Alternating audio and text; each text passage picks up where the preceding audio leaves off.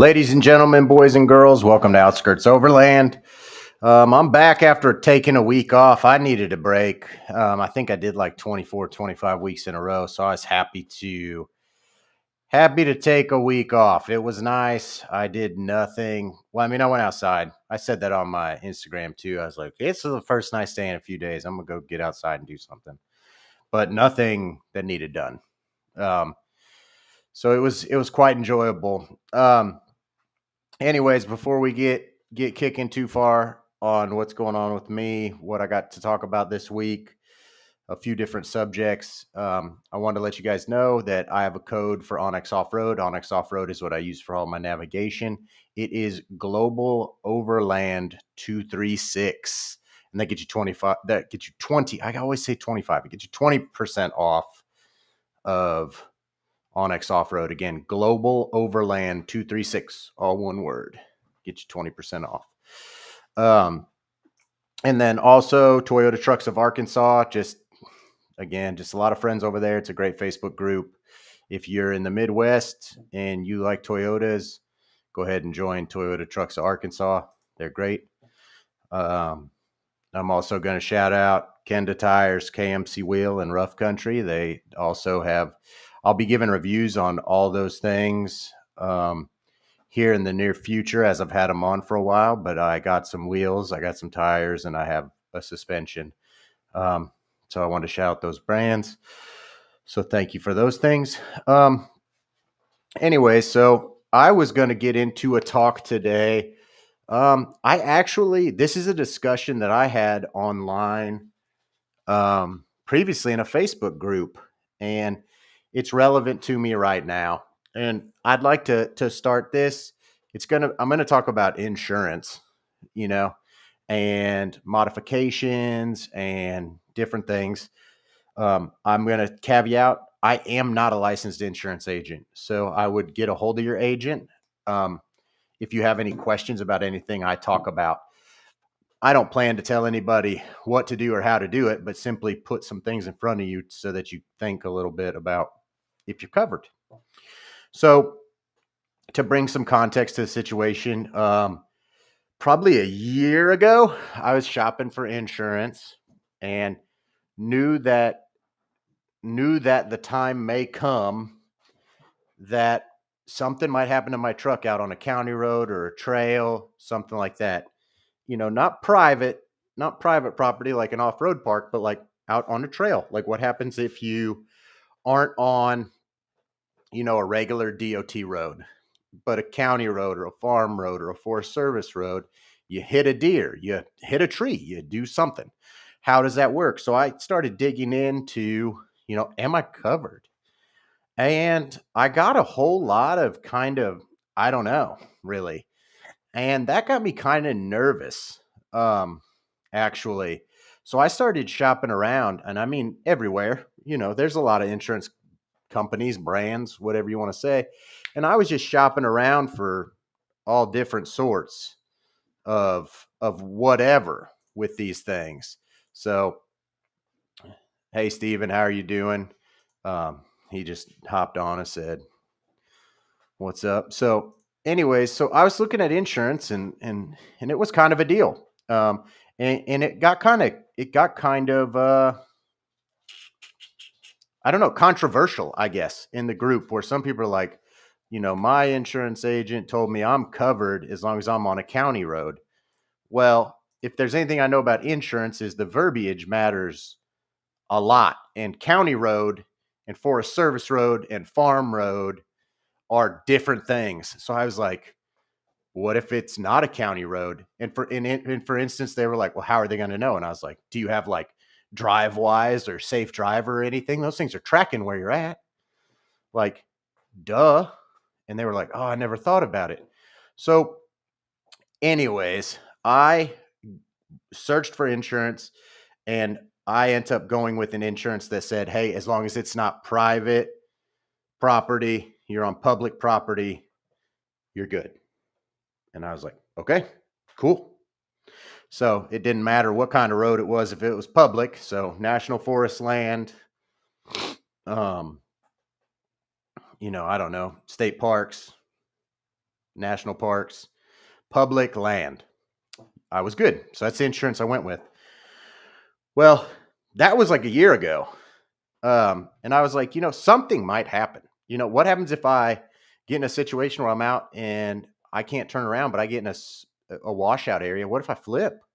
Like, what if something just again, washed out, truck slides, whatever. Like, what happens if something happens to this vehicle? I want to make sure that I'm not stuck with the note on this thing.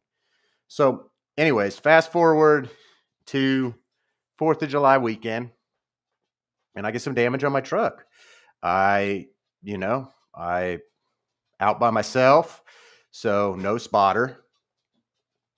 Out by myself, just doing the thing. Go down a pretty gnarly trail, but again, like I don't know. I wouldn't discourage anyone from going down that trail, but not having a spotter definitely adds to definitely not having a spotter adds to the complexity of things for sure. I've wheeled my truck a lot, so I'm pretty confident. But either way, I was up on a rock ledge like such. My two tires, and for those of you that are watching, is perpendicular, and my fronts went over, they went down, and then my driver front went up and slid the back end of the truck off of this rock. I hit a cutoff tree. So, and kind of jacked up. So long story short, my truck needs a new passenger rear door and a new bedside, and they're painting the entire passenger side of my truck. And it was quite considerable amount of money damage. I mean, quite frankly, if this wasn't what I drove every day, I'd probably just leave it alone, honestly. But either way, there was no questions asked. And that's what I want to bring up today. Like, I got on, I made a claim, I showed them what trip it happened on. And I mean, it was in a day. Like, it was done. Took it to a body shop, got an estimate. And that was that. Like, money's there. I mean, I don't drop it off till next Monday, but because if you're watching now, I got to get my deck system out, my fridge out, power out, camper shell off, tent off. I got to empty it all out because they're doing bedside on it. You just make their life easier and get me my truck back probably a little faster. Also, I don't know that I want them putting my aftermarket stuff back on for me at the body shop. Either way, but I bring it up because I had some foresight here. This could happen. I mean, and it could have happened long before now. And I've had other little dings and dents, that have occurred that aren't a big deal, and you could probably get them out with paintless dent repair or whatever. This, not so much. It creased the door under, and the bedside's the bedside looks like it got punched by a grizzly bear. Actually, is what it looks like. But it just slid onto it. I mean, you guys have seen on trails where trees are cut off. It just hit. It was a tree. It was a legit tree. And it happens. It's a mistake. It's not like I was doing anything completely insane. I'm not off my rocker, accidents happen. But it does bring me to the point of making sure that you guys, you don't want to tell your insurance to have your rate jacked up, right? But you got to let it, if you're doing this often, you got to make sure you're covered. And there's a lot of insurances that say that you're covered on county roads. But for instance, in Arkansas, those trails are marked for service roads. They are county roads, but it's a little gray. You know what I'm saying? So I'd just make sure you're covered, because that's a big deal. Your vehicle is a very large part of the hobby. So making sure your vehicle is good to go is big. Another thing that I make a big deal about is glass protection doing this hobby, broken windshields. I mean, glass protection is glass protection. That's a window, a windshield, whatever.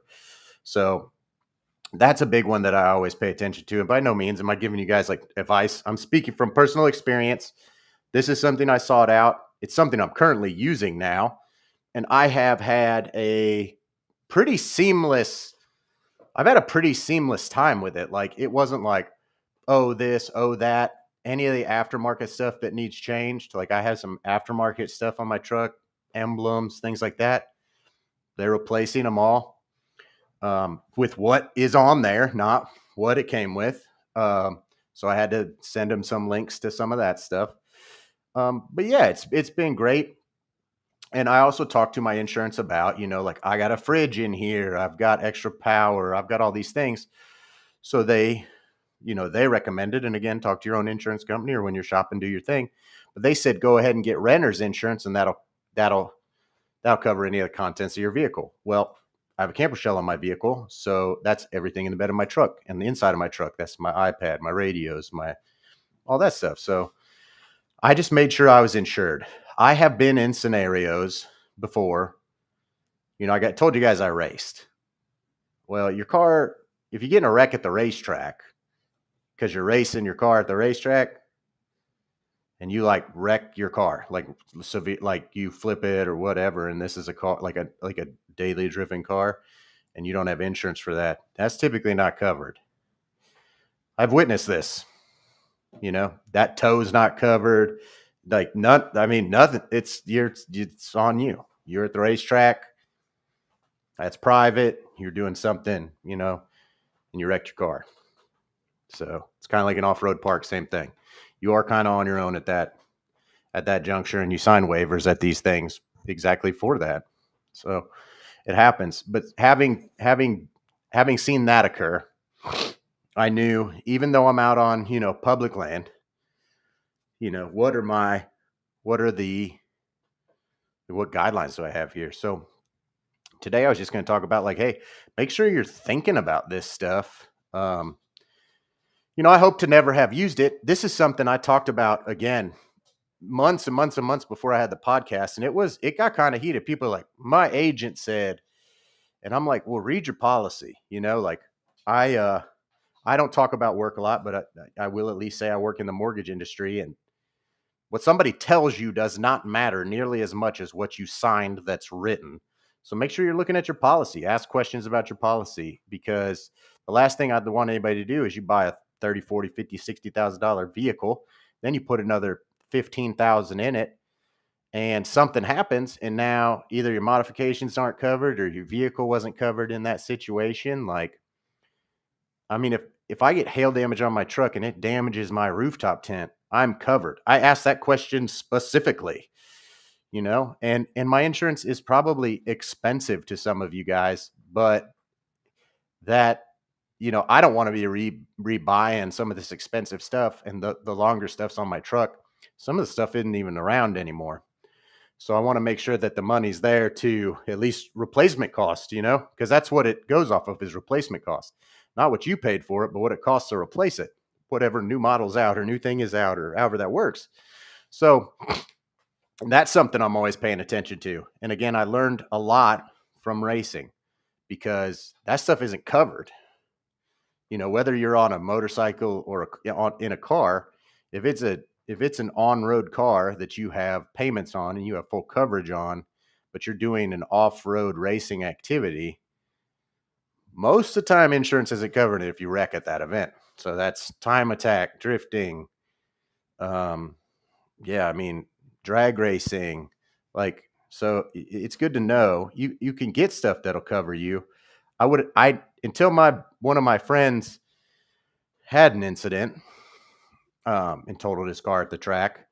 Unfortunately, I never even thought about it. It never even crossed my mind. So I figured it probably never crossed anybody else's mind either. Like, oh man, does my insurance cover me doing this?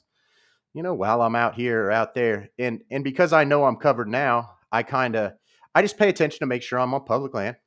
I won't be on anybody's private land. But other than that, I'm pretty good. But if it was just county roads, I'd be sweating a little bit, what's a count? Like, I do travel all over the place. Like, what exactly does that mean from state to state to state, or even county to county? Like, I've seen stuff that are called, FR, farm road. That could be fire road. FSR's forest service road. What are those roads? Or even just trails that are numbered. Like, what does that necessarily entail? And again, pay attention to what's in writing, because I think agents, to some extent, and I'm not an insurance agent, but I'm a guy with an opinion. They're salespeople. They're gonna be like, you're good. until the time comes to replace, you know, X, Y, and Z on your truck. And now, 5, 10 grand of aftermarket stuff. And they're like, whoa, whoa, whoa, whoa, whoa. So just make sure you're talking about it, figuring it out and handling it. I'm a little, I, I, I'm using it. I wish I wasn't using it, but I'm happy that I'm using it, and it worked out the way all my research led me to believe, and my policy said that it would work. So, and again, if anybody that has any safe driving device, GPS, phone thing, like they know where you're going. So, and they already know where you're at, period. So there's not really getting around that either. So just do the right thing, make sure you're covered, your family's covered with injury and stuff. So, and again, glass coverage, if you don't have it and you're overlanding, I would highly, highly recommend glass coverage. In this, knock on wood, in this specific truck, I've yet to have to replace a windshield, but my first Tacoma, I replaced like 3. I don't know what the deal was there, but it had some issues. But it would do a rear view mirror too. It would do anything, and I regularly hit my rear view mirrors on stuff when I'm on trails. That just does happen. That's just kind of my flavor. So, anyways, that was the meat and potatoes of a big topic I wanted to talk about today, and then was going to get into I've been camping a bunch, and like I said, I was on this trip completely alone. I went and explored a little bit, got next to the Buffalo River all by myself, and just sat in the river and hung out for a day. Then went to Mark Twain National Forest, went down this trail that some would say a vehicle probably shouldn't have been on. But my truck made it, really till the very end, and it was a mistake. A mistake, an accident, whatever you want to call it. So, it's very doable in a vehicle. I didn't see any other vehicles. I didn't even see a lot of side-by-sides, honestly, on it. But it's doable. I had a lapse in ability for, judgment, and stuff happens. So my truck's going in the shop for 2 weeks. That's all there is to it. But even so, I camped down there. My buddy Johnny met me later. Like, I'd already camped Friday night, done a bunch of trails in Mark Twain, and then I was already parked, and I just sent him a grid, and he came and camped with me, and we hung out and cooked some steaks. And yeah, it was a good time. We both brought our iPads, watched some movies, and it was cool. So nothing really to report there that was bad. When he was coming to meet me, he also broke a taillight on his 4Runner because the trails are tight. That's life in the Ozarks, Mark Twain. That's just how it is out here, It's real tight, and storms, and you just is what it is. You get pinstriped, you get caught up. It just happens. So, but we were having a good time. But on the way down, one thing I want to talk about is on the way down, I went and stopped at Overland Addict, and chatted. Overland Addict's great. I've met him before. I've never actually been to his store, and I went and got just 2 things I got that are super freaking cool. And I'll have to pull them up, but I got a new Claymore headlamp, which is really, really, really, really nice. And I really like that. But the bigger, the one that stole the show is I got these pull fire starters. You wrap it's a block, and it's got 2 cords, and you wrap one cord around along, and you pull the other one out, and it's like guaranteed fire. And I was a little skeptical. So we made a fire. Man, this thing is awesome. So I was like, wow, this is cool. And I got that from Chad too, because I'm usually a pretty big, I'm not a big fire guy. I've said that before at all. But when I am doing, yeah, here it is, pull start fire. But when I am doing fires, I tend to use, what is it, Blackbeard or something fire starters. And they always do me pretty good. So, they always do me pretty solid. So I always use them. And he was like, "Oh, if you gotta try this thing out." So I'm gonna share the link here to you guys. But these are them. Let me see if I let me. Oh, here they are. Here we go. Let me get that screen. Yeah, share that.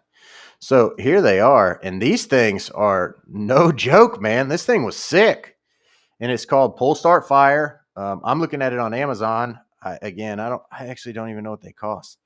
So it looks like three of them. I'm assuming that's three of them in that pack. It's like $30. But I'm gonna tell you guys, this I did it in the summer, and I don't know this is a necessity in the summer, but in the winter, this would be like a pretty significant thing to have. And it says here it burns for 30 minutes. It's wind and rain proof, and it lights wet wood. I could tell you, I would agree with all of those claims. Actually, um, I was I'm not often surprised by pieces of equipment, but this one I was pretty surprised with. So it's called Pull Start Fire. He recommended it to me. I gave it a whirl, but I think in the winter, that thing would be awesome.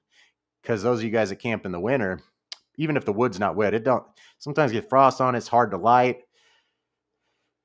This thing's like almost like an incendiary grenade, almost kind of. When I was in the military, that's what this is kind of like that. I mean, it's the real deal. So that product has my stamp of approval. The Pull Start Fire. That thing was sick. Like, I can't tell you guys enough how skeptical I was and how good it actually was. I bought three of them just because I was like, maybe I want to make sure it's good or bad. Like, if it's a dud, I want a couple others to make sure it's actually a dud. So I bought three of them, but man, it's gonna be hard turning back after that. And I might turn into a fire guy if it's that easy. I mean, it's literally like wrap it around log, pull it, and it is done. You're done. That's it.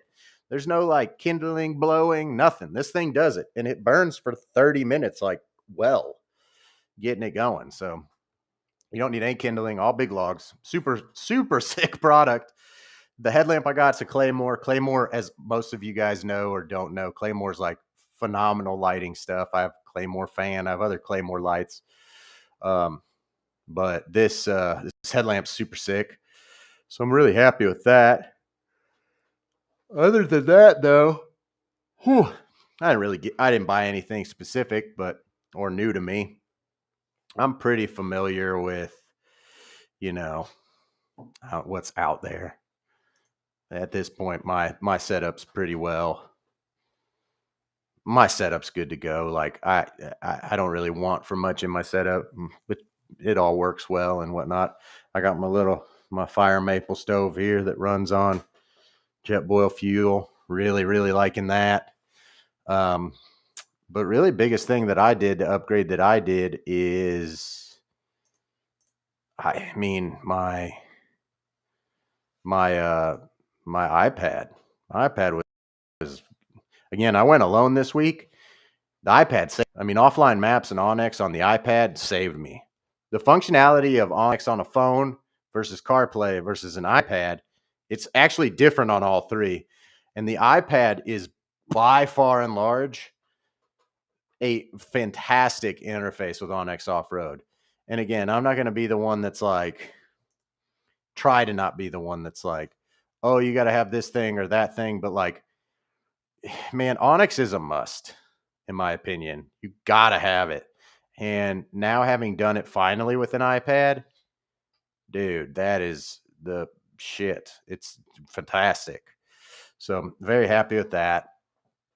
But one thing that me and Johnny, at least, me and Johnny at least we've been going a lot lately out of everybody. My friend group, I think I said a couple weeks ago, there's a lot of life change going on within my friend group. So me and Johnny have went the last 2-3 times, just us. So that's whatever. But me and him keep coming back to like, it would be nice to have service and not. So again, I have 3 kids. Sometimes my kids want to call me. He has a wife. Sometimes she's with him. Sometimes she's not. But having some connectivity in that instance, like not so we sit there and play on Facebook. And he's come back to he's like the Wii Boost. He's like, what do you think about the Wii Boost? And I'm like, I think it's a lot of money, when Starlink is just so positive, like I've seen nothing but positive things about Starlink, and that would work. Like you can do anything with Wi-Fi, right? So man, we've been kicking that around a lot, and I was completely and totally against Starlink when it first came out because I was like, you go out to the woods to get away. Well, I do go out to the woods a lot, and I get away a lot. And so we're talking 10 days a month. Well, when if I was going a day here and a day there, yeah, get away, disconnect, do whatever. But when you're out there, you know, 2, 3, 4 days, almost every weekend, you're starting to go at a higher frequency where just statistically something is maybe more likely to happen and somebody to want to you just want to know somebody get in touch with you. There's no reason you can't get like I'm back out of service, but I got there in a truck. Like I can get out in a truck. So like if it was like somebody got a car wreck or something happened or those are things I'd want to be able to know. So I'm starting to, I use the term justify. I'm starting to justify looking at those things. And again, I don't think it's even a matter of only have it on for an hour or whatever. I think I could leave it run and just put my phone on loud and put it in the driver's seat with the window down. Like I don't think I'll have a problem with that. There's enough to do at camp. I download movies and stuff, so I'm not really like trying to scroll or any of that crap, but there's been some instances where I'm like I've gotten some phone calls that showed up 2 days later, 3 days later after I get back into service. And I'm kind of like, you call the person back and don't get a hold of them. And you're kind of like, it'll eat at you. You're like, well, that doesn't sit well with me. So I think we've been talking about that a lot. That's something that I've been thinking about a lot. There's a decent investment in that upfront cost, at least. So that's a thing. I'm really hoping, not for the sake of Elon or anybody, but like since it has been such a hit that like I'll be able to get it a different way besides just Starlink. Like somebody else will start making it or it'll become more affordable. I kind of did that with diesel heaters. They were like very expensive. And then I waited a couple years and they're like $100 now. Not that I'm comparing, satellite Wi-Fi to diesel heaters. They're very different, but I am in hopes that hopefully the price comes down on that, even if service doesn't, that just the equipment price does. But then that led me to how much power does this thing use and am I prepared for that? And that's just, again, I talk about it every single week probably. You solve one problem, you create another. And right now I really don't have any problems outside of my poor decision making a couple weeks ago, crushing the side of my truck. But that'll get fixed and the truck drives fine. Like I didn't, luckily, it's nothing that stops it from doing anything it would normally do. It's not jacked up any other way. It's some body panels, but such is life. Life goes on. It's not even, nothing structural, nothing like that. Just aesthetic. So that's all good. But oh man, I'm yawning. I should not be doing that, guys. Tuesday is too early in the week for that. But yeah, so just a few little things this week, like paying attention to your insurance coverage. That pull start fire. Man, that is that thing is, I hate to use the term that I want to use, but like that thing is now an essential piece of gear for me. So that's really cool. And yeah, man, that's about, I don't really have a lot this week. I just want to get on, talk a little bit about insurance, talk a little bit about kind of what I'm thinking with Starlink, maybe, maybe Starlink, maybe WeBoost is just so similar in price to Starlink.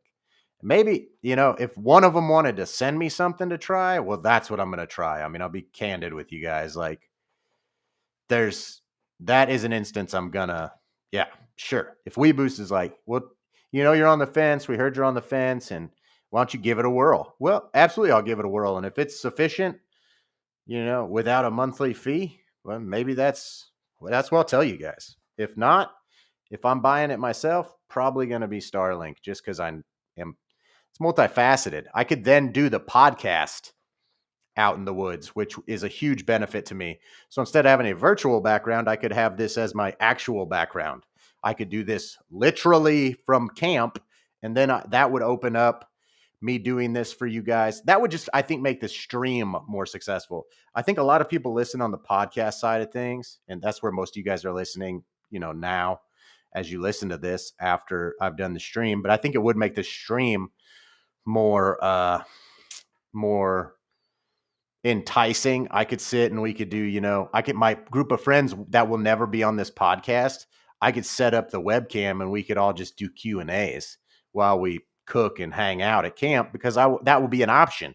So it is definitely something that I'm kicking around, but I will tell you guys right now, those of you that listen that are way against it or way for it, I'm not thinking of it so I can doom scroll TikTok. Like, I think it would be nice to be able to FaceTime my kids, you know? That would be nice, and that's a luxury for sure. But also I don't get out so few and far between that, like, it's like, this is my only chance to get away. I get away a lot. I'm away a lot. So don't get that twisted. If you are the person, I do think it's very good for you to get away into some silence and serenity if you don't do it very often. But when we're talking, I mean, what did I do in June? I don't know. 12 days. Like, it's a regular thing here. So it's not a few times. It's quite a few times. And I have a Zolio. So if it got down to, dire need on my end, I can communicate out. It's just the ability for someone to communicate from the outside to me. That's just starting to kind of be like, I don't know. So that's been weighing on me pretty heavily. So anybody that has any insight on that, again, my listeners and viewers, that you guys aren't much on commenting. And I don't want to be the guy here that's like, leave me 5 stars, do the thing. Like, again, it's cool for whoever does that. I'm here for who's listening, and that's good enough for me. But like, if anybody has any experience with Starlink or WeBoost, I don't know what Starlink takes for power. I don't know what WeBoost takes for power. I don't know if either of those things even work well. Like, I don't know how they are. Like, I don't know anything about them, quite frankly. So, very little. I know they'd help you get a bar of service. I think WeBoost gets you 1 bar. If you already have at least 1 bar, it gets you another one. And Starlink, I think most people know about that because you can get that for your house. But I don't have any experience with either of them. I see a lot of content creators use them, but they're creating videos. They're not creating content about the thing. So I don't really, I could look at somebody else, but I don't know if I trust them. So anyways, that's what's going on with me. Pretty much just took a week off my truck was already caved in when I took a week off. That had nothing to do with it. I have said to you guys before, I have 3 kids. I do this either Tuesday night or Wednesday night every week. And that's the night I don't have my kids. So it was nice to just have a night, because usually, this is my schedule kind of goes, and this just to give you guys some insight. But if I don't have my kids during the week, I'm doing the podcast. And if I got a babysitter or no kids on the weekend, I'm going camping, or they're going with me even. So it was nice to just have a day to come home, drive home slow. That's all. So, but I'll be on every week.